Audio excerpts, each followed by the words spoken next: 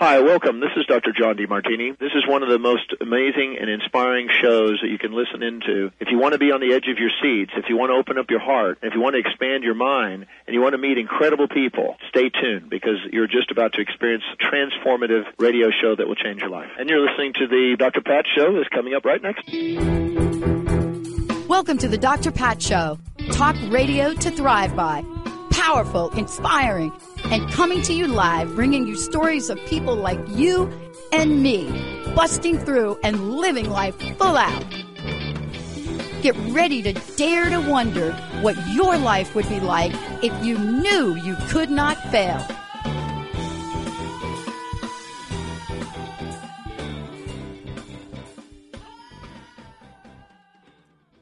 Hello, welcome to the Dr. Pat Show. And we are not Dr. Pat today. So we are, this is Susan and myself, Leone, and we are hosting this today, Dr. Pat Show for her. We have a show on the second and fourth Thursday at 4 p.m. Eastern and 1 p.m. Pacific called, and that's when I realized the truth and comedy of midlife. But today we are talking about New Year 2022. Have you planned a resolution for this year? Or, yes, the title of the show, New Year's Resolutions and Other Foolishness. Yes. So we want to talk today about the difference, well, what it really means to set New Year's resolutions. What's the difference between resolutions and goals? Why we suck at like not being able to keep them a lot. So this was a topic we really wanted to talk about because like Leone said, our show is about the truth and comedy of midlife. So by the time we, reached our mid 50s, we thought we'd have stuff figured out, sort of like New Year's resolutions, and we don't. So that's why we talk about it on our show. So Leone, do you follow New Year's resolutions? Okay, I used to, and probably like 4 or 5 years ago, I stopped. Why? I don't do it. I always failed. And I always thought it was me. So I work a lot with emotional eaters, and everything is like, oh, January 1st, we're going to start. And, somewhere in November, you would start getting ads for every diet there was. On January 1st, buy into this program and spend this money. And by July 8th, you're eating chocolate cake in the closet because you don't want to fail. And so it's just, I realized wait a minute, it's not necessarily me.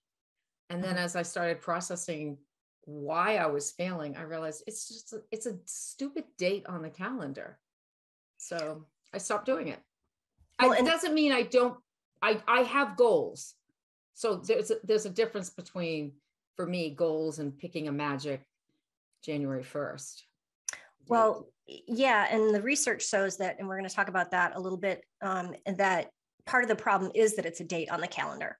Mm-hmm. That if you're not really ready, and it's just this, we're going to start January 1st. I was curious because when we were doing the prep for the show, I asked my husband, I'm like, what's the difference between a resolution and a goal? I wanted his opinion because we've gotten several different options out there in the ether sphere. But he said, when you resolve to do something, it's never done.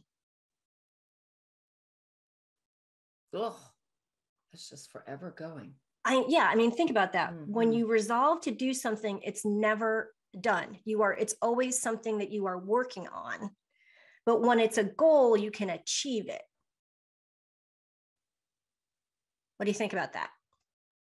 I'm thinking that's pretty deep. Think about that. So I get it. So, and that kind of falls into really what we are going to be talking about, how to shift the mindset from a goal or a resolution is that is the why. It's to narrow right. down the why. So for me, using the diet industry, why do I want to lose the weight? You know, we always say, oh, I want to be skinny, or I want to fit into the jeans I wore in high school, or whatever.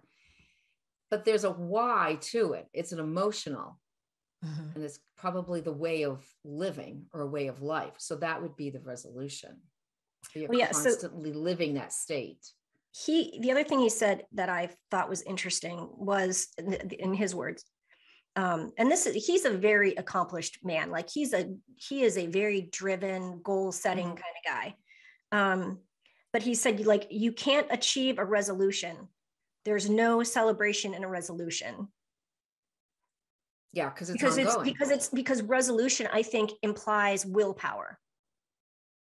That you are like it's yes, it's about, you know, maybe breaking a habit or starting a new habit, but it implies willpower to make it happen. Versus if you're setting a goal, which then you have achievable steps, you can have baby steps to reach your. So I think my biggest problem is with the word resolution. Yeah, no, I don't know. I'm not going to argue with you, Susan, on air, but you can. Okay, everyone, turn up the dial. Here it goes. But I think it does take willpower to achieve a goal. Having lost 75 pounds, it took a lot of willpower to reach my goal.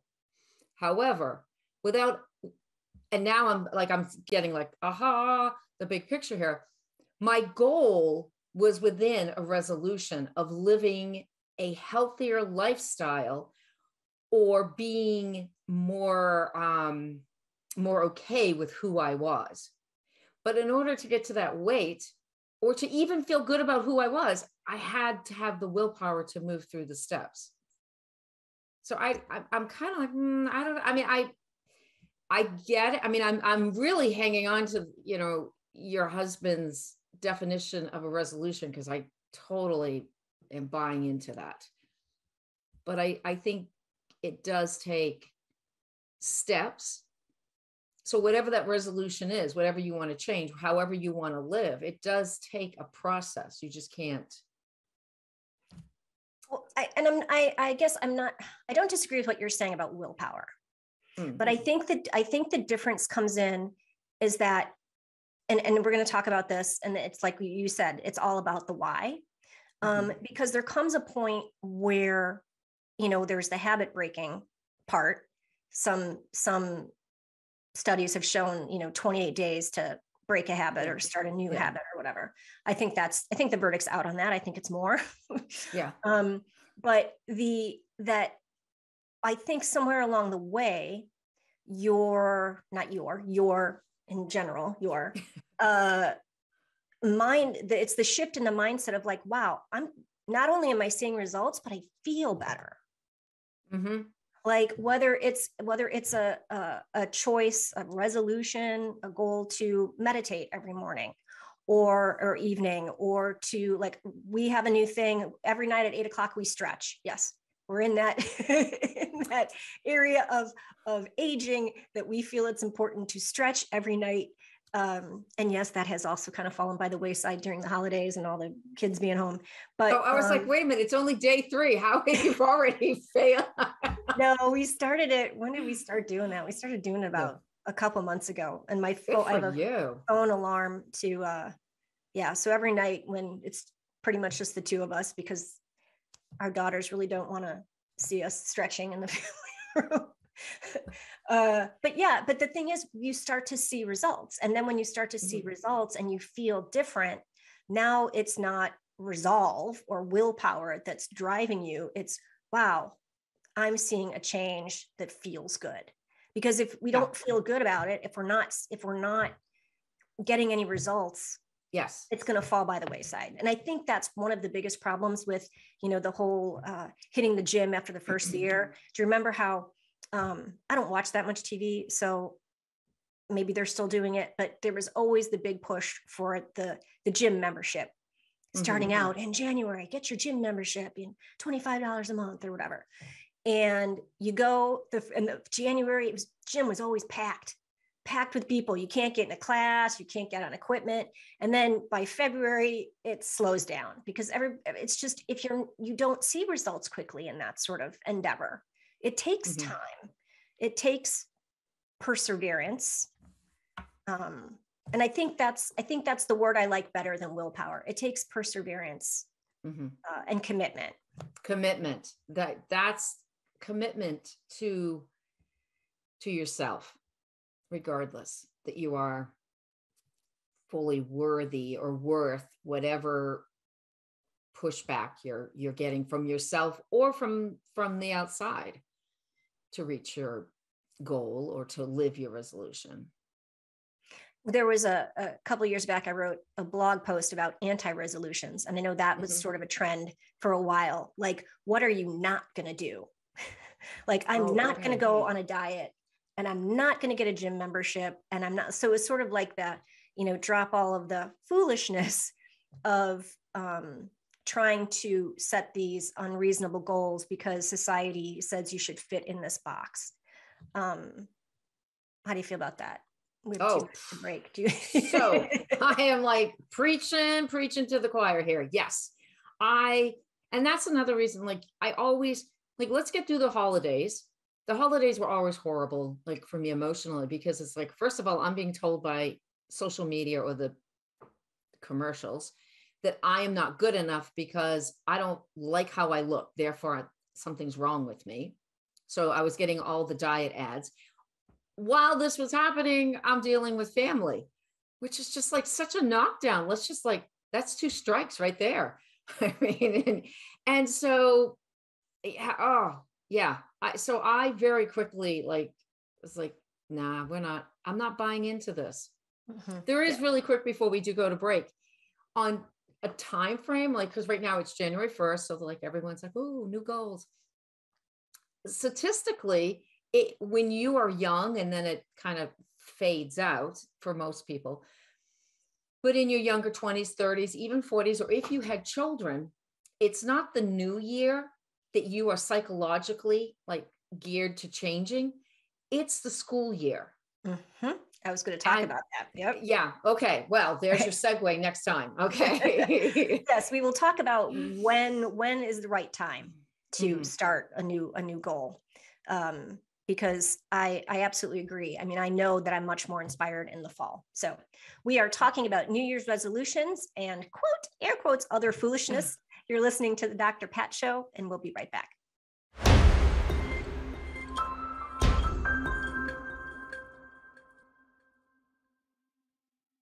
Hey, everybody, welcome back. This is the Dr. Pat Show. I'm Susan Dolci. I'm here with my co-host, Leone Dyer. We have a show on the network called And That's When I Realized, the Truth and Comedy of Midlife. And we are very honored and privileged to be able to fill in for Dr. Pat today.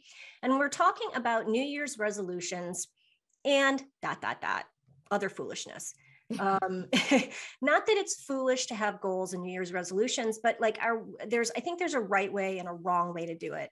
To set yourself up to succeed versus, setting up to fail. And before the break, we were talking about, the right time to start a New Year's resolution. And the studies show that most people who fail, it's because they have a resolution attached to January 1st on the calendar. And Leone was saying how there is a whole nother school of thought, or studies done, I believe, that show that, especially if you have kids, as she was saying, if you've got little kids or even high school kids, the start of the new year sort of feels like fall, like when they start school, that would be the time to like set in new habits, new disciplines, new goals. And I really align with that. That's my favorite time of the year. I think in some way, I always try and find a way to go back to school. You know what I mean? Whether it's school shopping for clothes or just starting a new project. I always love that. Well, and I think psychologically, we have trained ourselves as the human species to start fresh, like at that time of year for us, it was late August, early September. And think about it. I mean, you're starting a new grade. It's like a fresh start kind of, and so this new year, you're going back to the same class. You have the same teacher, the same friends, your same clothes, same winter coat. I mean, it's all the same. And I think maybe I asked my husband though, interesting, when he thinks like when something new, when you're starting something, when does that start? So if you're gonna like obviously a new calendar, it's the beginning of the year. For him, because of his work, it's May. Oh, it's the end of his, yeah. So in his business, everything, not financially really, but the contracts close mid-May. So by the end of May, they're already onto something new. That's yeah. And I mean, usually you think fiscally it's like a September or an end of year or December 30th, 31st. How many days in September, in December, April, June? anyway, so I have a question for you. They're 31. Thank you. You're welcome. What were the critical factors for you between failing and succeeding? Like when you succeeded at something, or you failed at a goal or resolution, what was the difference between why you succeeded or why you failed? Well, okay. I will use probably my weight loss. That was my biggest journey because it took forever. It felt like it still is. It was that I felt worthy enough to do it, that it was worth doing, that it was worth it, and that I was worthy of it. However, lately, the last few years, I have attached myself with a word. So I have, last year, I don't mind telling, my word was surrender, which just felt really, really like that's what I needed to embrace as we were going through 2021, because, there was a whole lot there. And so whenever something would rise up, or whenever I would be challenged with it rather than fight it. So for me, most of my goals, it's a mental thing. It's doing it or not doing it, which probably that's everyone's, not, I'm not isolated. So for me, it was that attaching a word and feeling worthy. So when I was thinking about this, I also have always, for probably the last 15, 20 years, I've kind of chosen a word. I call it my sacred word. And for many years, it's been surrender. I don't know if I don't know if I will ever give that up, because I feel like that's how I survive the human condition, is just always surrendering to, the next moment, and just being open for miracles to happen, and flowing through life, as opposed to, being blocked and stuck and letting people control my energy. But for me personally, on the things where I could say I was successful at it, I remember it was 5-ish years ago, I wanted to run a 5K. And part of the reason I had that goal in place was because I was in the fits of perimenopause. I was just, so much anger and discomfort, physical discomfort, spiritual discomfort, mental discomfort. I mean, it really does get you at all angles, the wonderful perimenopause. And running was a physical outlet for me to burn off that energy that felt so suffocating for me. And so it was like, well, if I'm going to run, at least I need a goal, right? Like, I just don't want to run around the park a gazillion times. I need to have something to look forward to. And I'd never, ever done a 5K. I was never a runner. One of my high school friends can attest that we would run a block and my lungs would be on fire, and I'd go without me. I can't do it. So to actually run a 5K, which is not the biggest race of all races, was a big deal. But the reason I was successful at it was because, like I was saying, I started to feel good. Like there was a payoff that felt good. The same thing with like last year, kind of changing up my eating habits. Also, because I was, having all sorts of hormonal issues, and just said, okay, maybe it's food. Like I'm going to start with the food thing. I'm not sleeping. I want to hurt people because I'm not sleeping. And let's see how it's related to diet. And it did not help my sleep, nor did it help my hot flashes. But I did learn a lot about my body and what foods what foods make my body happy and what foods my body can't tolerate very well. And so eliminating some of those things, I felt a lot better. So for me, the payoff has to be really big for me to stick to it.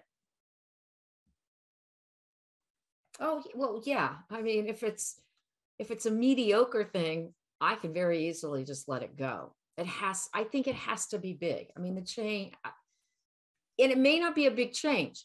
It may just be waking up 20 minutes earlier to make a morning less stressful. It might be something as small to that as, changing a career. But I think you have to,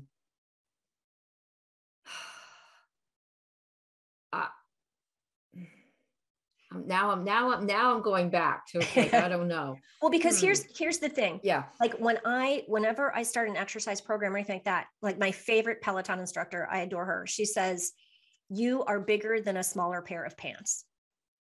And so for me, like when I say it has to be critically important to me, is that it has to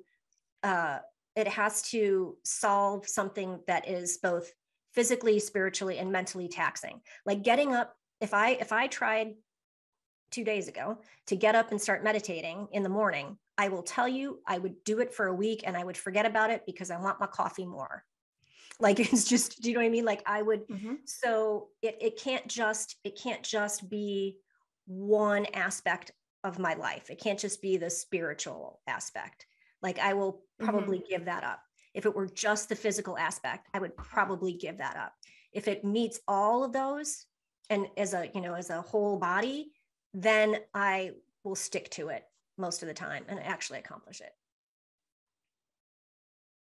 And do you think working with someone else makes a difference? Oh, absolutely. Like, it's accountability. Yeah. Oh, yeah. For sure. Yeah. Yeah. And I mean, and that's, so for my husband and I, we do a lot of our goals or our workouts and stuff together. And I find that it's so much easier to have someone to go back and forth with than to try to do it on your own or try it. Yeah. I mean, I swear I would never reach, I mean, I've tried to, power through with things without some sort of accountability partner. Thank you, Leone Dyer, for being my accountability partner, and Courtney Gutman for being my trainer. But yes, because but I also know that's how I roll. Do you know what I mean? Like, if I fail at something, I'm like, I guess I failed, but I don't want to disappoint somebody else. That's just that's my MO. Yeah. I don't want to disappoint anybody else. I can disappoint myself all I want. Yeah. But there you go. That's the why. Like you have to set yourself up, like what works for you. So for me, the accountability isn't so much that I don't want to fail someone, because kind of in my mind, I failed enough people. So it's just like, just get in line. But I want to be successful, and I just need someone to come with me. I need someone to be with me. I need someone that I can, whine to and commiserate with and support. And I need kind of like that cheerleader yet companion with me to do it. But that's excellent though, because that's the why. Yeah. Why it's successful for you is you have to set it up. You have an accountability partner, and you don't want to disappoint them. So yeah, So we're gonna take another quick break. When we come back, I want to talk more about why, because I think this is really important. Yep. And we're talking about New Year's resolutions and other foolishness. You're listening to the Dr. Pat Show, and we'll be back in a little bit.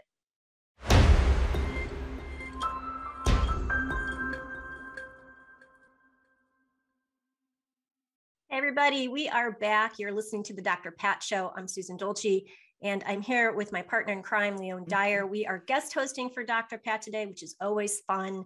And we are talking about New Year's resolutions. And before the break, we were talking about that what's kind of critical to whether you succeed or fail at a goal or resolution is your why, and like how important your why is to you. Because if it's sort of like, yeah, I kind of want to, like I was saying, like if I wanted to start a goal of meditating every morning, I know I wouldn't do it. It's like, it's not something, my why is not big enough. Maybe it will be if I'm under a lot of stress, but right now my life is pretty blessed and pretty easygoing. But I was getting in not an argument. My daughter kept asking me like, why are you got this whole workout thing, and now you're not eating certain kinds of carbs, and you're worried about this or worried about that. And I'm like, and I told her my biggest why, and the why that drives everything now, literally everything I do, is that I want to be a healthy grandma. I want to be, and this is my one daughter who I'm certain is going to have children. At least that's what she says. I want to be able to play with my grandkids. I want to be able to pick them up and, put them over my head and run around and play. I don't want to be tired, sick.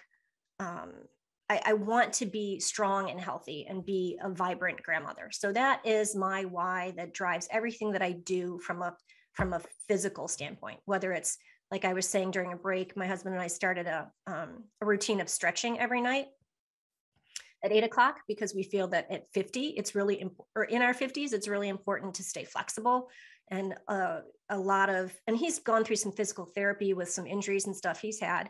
And they always say, stretching is critical to, keeping your joints healthy and all that. So do you have like one big why that drives most of what is it? Oh, 100%. I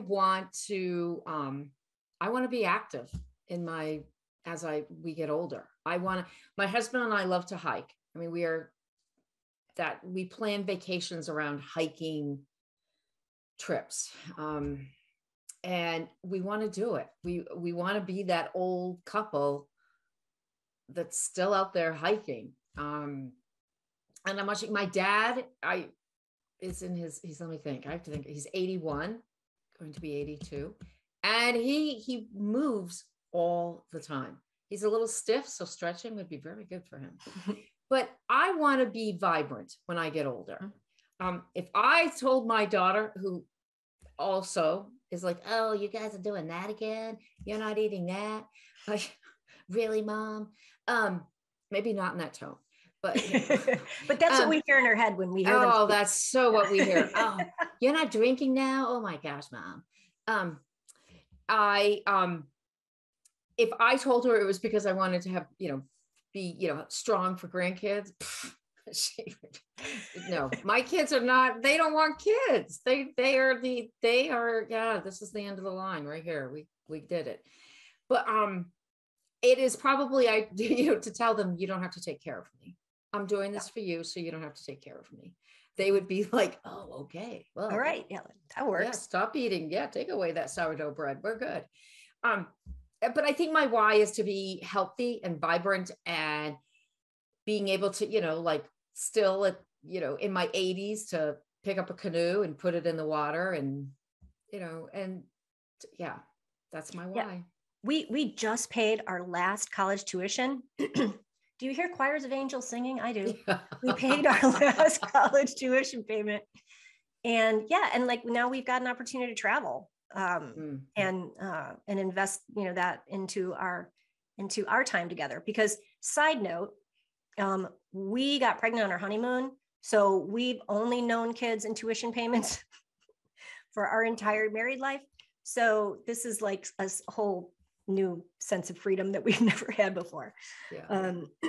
But I think that's really important. I mean, that going way back to the beginning of our show, the difference between a goal and a resolution, and is the why. Like, why do you want that? But for the long term, why is that so important to you? So I would like going, using my example of losing weight. I want to lose weight because, the first thing is everyone wants to lose weight to feel good or look good or fit into the jeans. But the long, deep why is to be healthy or to vibrant or, yeah. So the why, totally. Yeah. And I think, but like the wanting to be vibrant and healthy is going to get you a lot farther in succeeding than I want to fit into this pair of jeans, because that's a mind game. Yeah. Yeah. I do want to, like, while we're here talking, and we'll just give a plug for our show. That's when I realized Truth and Comedy of Midlife. Totally. I think we just thought of a topic that we must talk about. And that is like us being like the mindset of dieting or diet restriction and all that, because we both have kids in their 20s. I have nieces, totally against that. It's a mindset that we have bought into, they have not. Oh, it's very different for them. Yeah. So it'll be a good show. Oh, absolutely. Yeah. Let's segue to another type of vision questing, and that would be vision boarding. Not waterboarding, vision boarding. So I have done one singular vision board in my time, in my life, only one, where I've actually, done a digital vision board. And that was for 3 things I've learned. And I can say that it really, I had it up on my bulletin board, and not that I interviewed all the people because you can't interview Jesus, but that it was a constant inspiration that I wanted to make it happen. And I did that. I had that vision board up long before I was even in contact with Transformation Talk Radio. So there's a lot to be said for manifesting with vision boards. But I think how about you? Is that something you do on a regular? I totally buy in. I do that. And I do it a lot. I actually started doing it with my students. I worked in special ed for many, many years, high school level. And a lot of times the students, by the time they reached high school, they pretty much were being told what they could do or could not do. So a lot of them had lost the desire or the hope to even, and this is so sad, but this is our educational system, another subject, to have that desire to dream. Like, I want to, whatever their dream was, they lost it because they had been told for years they couldn't do it. So they were unable to actually dream or to plan or to think of what they wanted. So I would bring in all the magazines. This is when people would have magazines, and we would sit down on the floor and spend literally a week cutting out, making posters of things they liked, things that spoke to them. And through that would be their dream. And it was it just kind of happened. And then other teachers took it on. So it was one of my success stories. But from that's how I started doing my own healing process. And like, what kind of success rate did you have, especially with the students? I would love to hear, like. Well, I didn't graph it, sorry. But I mean, it would be like a lot of it, again, isn't an actual occupation, but it's how they wanted to feel. So they wanted to live independently, or they wanted to have a family, which would speak of being part of a community or being loved, or they would want to feel, and this is my huge thing. When I die, it's going to be on my tombstone, being of service. Everyone is here to be of service. And for a lot of these students, they were told that they had nothing to give. Yet the whole purpose of us being here, living, is to be of service. So it's trying to find that in them of how can they be of service and reach or to fulfill or live their emotion or that security that they were looking for. And so, yeah, I don't know the exact success rate, but it changed their entire outlook and their goals, and it helped them through their high school years to go on beyond just to have nothing or to feel nothing. I think it's, I think that's an amazing story. What about your own work with vision boards? Yeah, I love it. I didn't do one this year. I don't do it like for the year. I know that's a big thing. A lot of books have that. I actually have 2 planners that in the front, it's a vision board. I do it more for how I want, like if I'm redoing my office, how do I want my office to look? And I'll go on and pull from, and now it's digital. It's not really, although there is something really to be said about cutting out and pasting, but, so yeah, I still do vision boards, even for trips. If Dan and I are like, I don't know, where do we want to hike next? I mean, obviously our vision boards have mountains, but it's, like what we want and where we go. Because I'm going to kind of drift off for a hot second onto something else that we have done not together, but we have both done, which is Danielle Laporte's desire map and core desired feelings.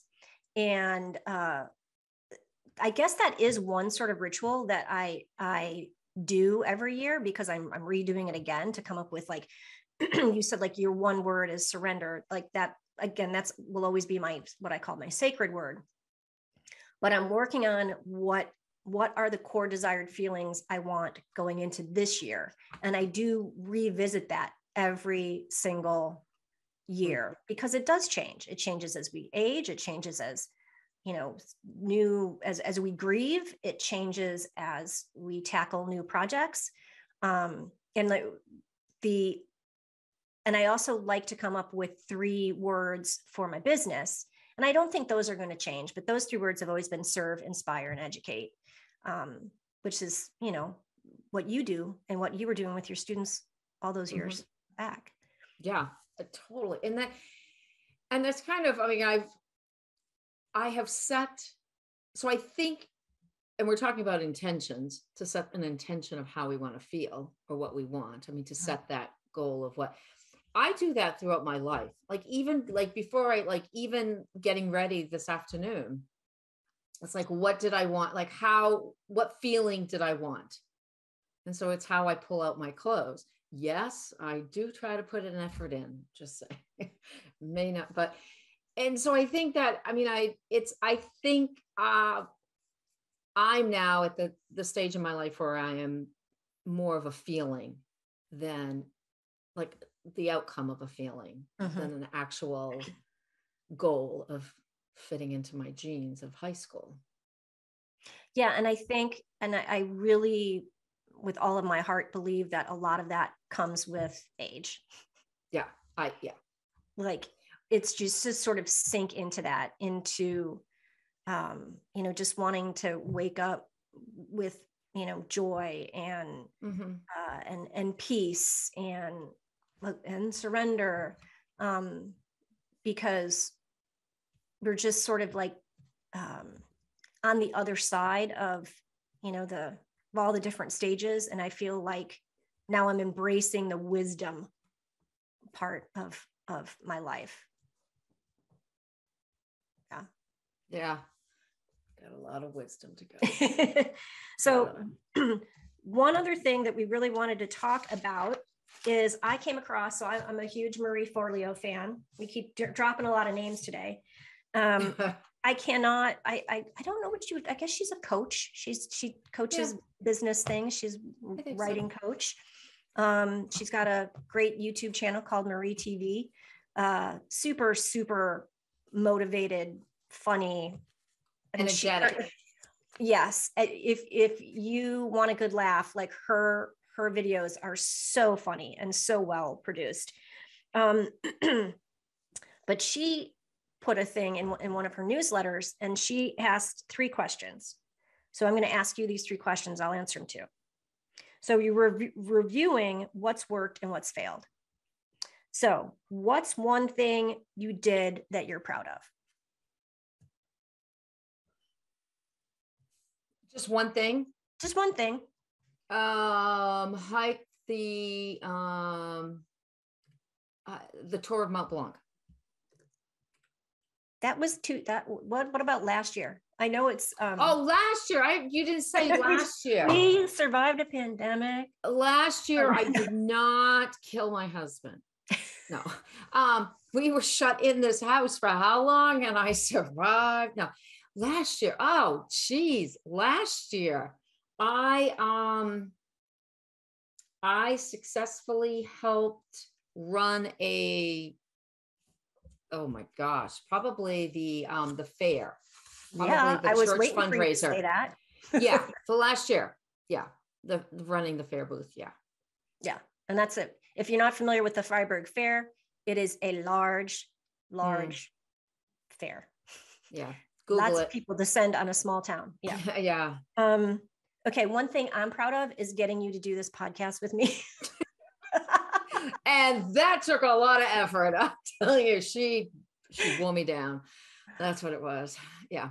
Well, I mean, but you're having fun, aren't you? I'm having fun. It's good. Yeah. It's putting myself out there, which is totally not my thing. But yeah, I like it. It's fun. Yeah. Well, the hopefully fair, our listeners for sure. like it too. Yeah. Okay. What's one mistake you made and the lesson you learned? Now, is this from my thing that I'm proud of? Well, no, it can be a completely different thing. Oh, a mistake. What's one mistake you made and the lesson and we don't have to, you know what, here's the thing. Let's be real, people. 2020, 2021 was just one long year. Yeah. And now we're like, it's 2022. Like, when did that happen? Yeah, it's a time warp. It is. I don't know about everybody else. I feel like I've been in this crazy, weird time warp. Anyway, so it doesn't have to be last year. Okay, well, you go farther. Now back. I changed my total answer. No. Okay. So something that what was it again? That I made a mistake. What's one mistake you made and the lesson you learned? What? I knew these two. I even have the questions written down. I have nothing thought here. A mistake I made and how, I don't know. What's yours real quick? And let me think. Oh, well, no, I got to think. That'll be dead air. Oh, come on. Dead air. What's one mistake? I have a lot of mistakes. Oh, I know. I don't know if you'd call it a mistake. I should have been more vocal with regards to my mother's care. I should not have trusted this system to work. And I don't mean that in a, like, I'm not that, I believe that people, the experts know how to do their jobs. And I don't pretend that, that's why I trust the experts. I think that was a mistake in that aspect. And I feel like I didn't advocate for her enough, as loud as I could be during a pandemic. And so the lesson that I've learned from that is not to be afraid to be the squeaky wheel.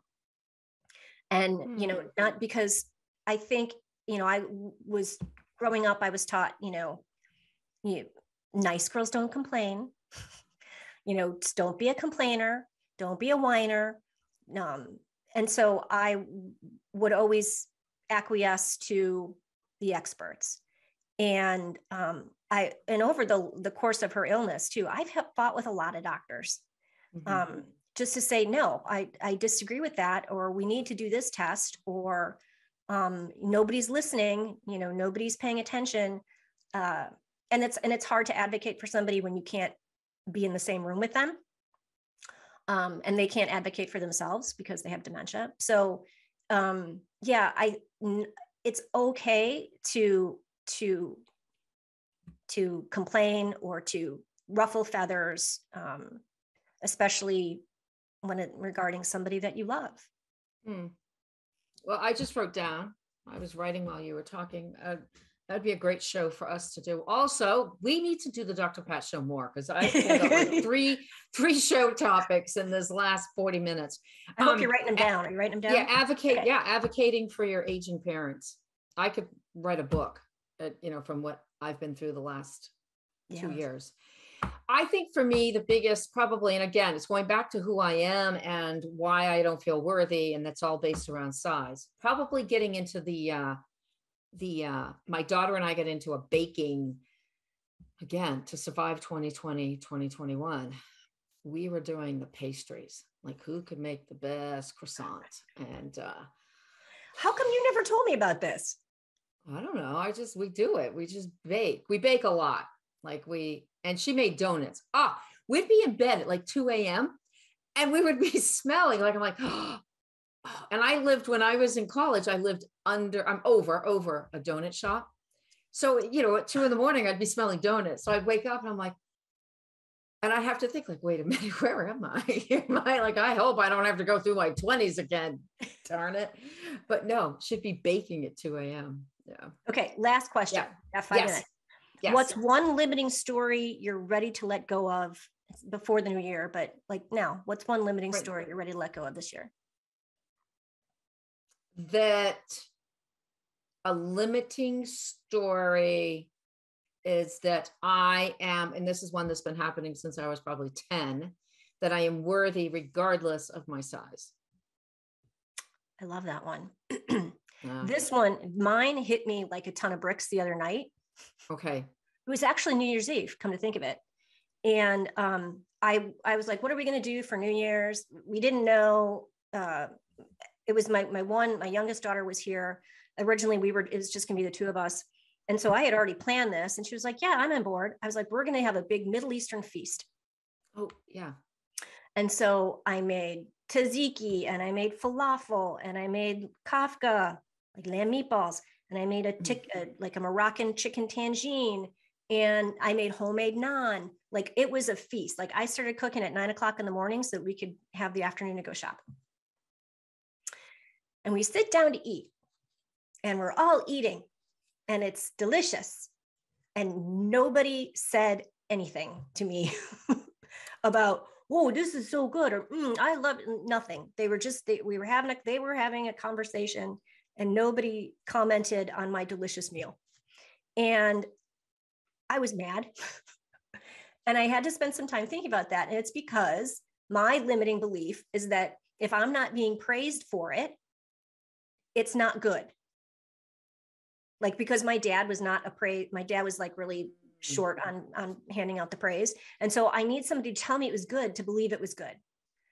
And so I need to start letting go of the belief that somebody has to tell me that it's good for it to actually be good. And for you to feel good. Worthy's my thing. Right. That's probably not yours, but yours is to feel successful. Yes. Just know it. Yeah. Yeah. Wow. Well, this was fun. So we know that resolutions can be foolish or not. It depends on your why. Yeah. Yeah. And if you enjoyed our chat today, you can find Leone and I every second and fourth Thursday on Transformation Talk Radio at 1 o'clock Pacific, 4 Eastern. And the name of the show is And That's When I Realized, The Truth and Comedy of Midlife. And we tackle all of those topics that come our way when we're in our mid 50s and on. And we had a great show today. Leone's got a lot more topics for our next episodes. This has been great. Thank you for letting us take this time with you in Dr. Pat's place. It's been a great show, and we'll see you next time.